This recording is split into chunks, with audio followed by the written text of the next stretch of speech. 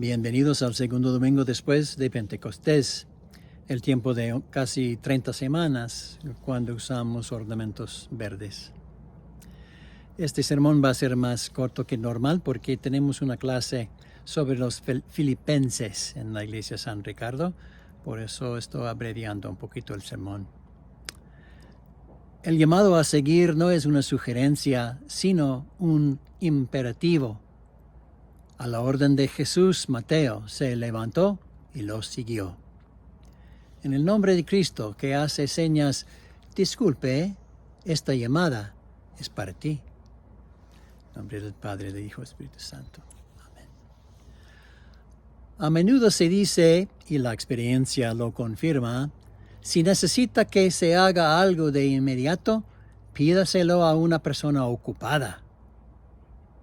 Eso parece ser lo que hace Jesús. A lo largo de las Escrituras se encuentra con personas en las rutinas diarias de sus vidas y las llama al discipulado.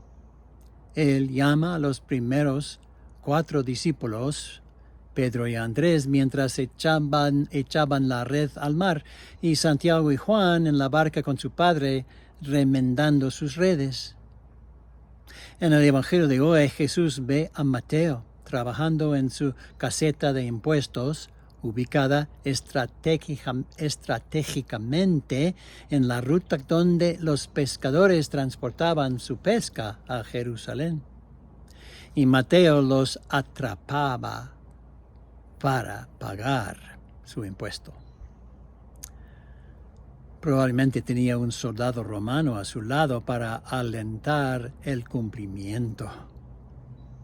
Jesús llama a las personas a salir de la rutina de sus vidas, personas como tú. No es que no tengas nada más que hacer, es que no tienes nada más importante que hacer. La llamada hace un reclamo convincente que cambia la vida.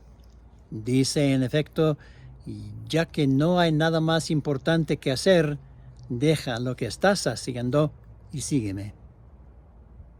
La respuesta más adecuada a tal mandato es la respuesta de Mateo, y él se levantó y lo siguió. Es importante notar que Mateo no eligió a Jesús. Jesús eligió a Mateo. Y Jesús no le preguntó si se tomaría un tiempo para pensar en la posibilidad de considerar ir con él. El llamado a seguir no es una sugerencia, sino un imperativo. Es un simple acto de obediencia, y Mateo obedece. Jesús nos llama a hacer lo mismo. El llamado de Jesús no implica una prueba de opción múltiple. El mandamiento es simple, pero profundo, y la respuesta es sí, lo haré, o no, no lo haré. La importancia de la llamada es lo que nos obliga a responder inmediatamente. El llamado está orientado a la acción porque requiere que vivamos ahora como si el gobierno y el reino de Dios hubieran venido sobre nosotros en su plenitud. Requiere que vivamos ahora como si la justicia ya hubiera comenzado a correr como las aguas y la justicia como un torrente inagotable, como profetiza Amós. El tiempo de preparación para atender la llamada es mínimo. La capacitación en el trabajo es el modus operandi preferido. Hay 2 tipos diferentes de narraciones de llamado de Dios en las Escrituras hebreas. En un tiempo de narración hay hay una respuesta sin objeción, inmediata y obediente, como el llamado de Isaías. En el segundo tipo de narración de llamado, como el llamado de Moisés, la persona protesta contra el llamado, eligiendo en cambio involucrar a Dios en un diálogo extendido. En cada llamada hay que contar el coste.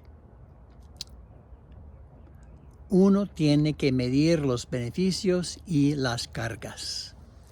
Hay quienes nunca se atreven a decir sí al llamado y reclaman de Dios sobre sus vidas y el reclamo de Dios, sobre sus vidas, porque incluso a primera vista consideran que los costos del llamado son demasiado altos. El joven gobernante rico es un buen ejemplo en San Marcos. Rechazó el imperativo de Jesús de seguirlo porque tenía muchos bienes. Jesús llama a Mateo, este hombre de estatus inaceptable, recaudador de impuestos para Roma.